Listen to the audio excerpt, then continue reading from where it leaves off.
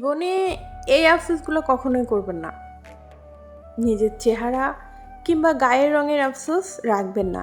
এটা মাথায় রাখবেন, আপনি যেমনই দেখতে হন না কেন, আপনাকে এভাবেই আল্লাহর কাছে ভালো লেগেছে বলেই তিনি আপনাকে এভাবে তৈরি করেছেন।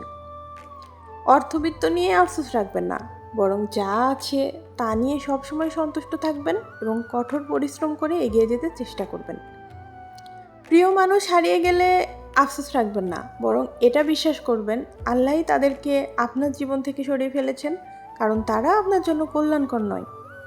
নিজের অস্তিত্ব নিয়ে আফসোস রাখবেন না, যা আছেন যেভাবে আছেন যেমন আছেন সেভাবেই মেনে নিন। নিজের উপর আফসোস আপনাকে মানসিক কষ্ট দেবে।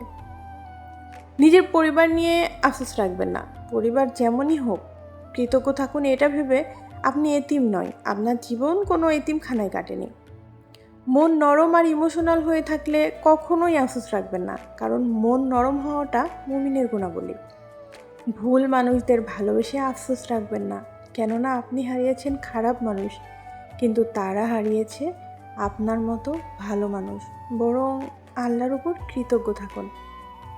আর সবশেষে নিজের পেশা নিয়ে কখনোই আফসোস রাখবেন না, প্রতিটি হালাল কাজই মন থেকে করবেন।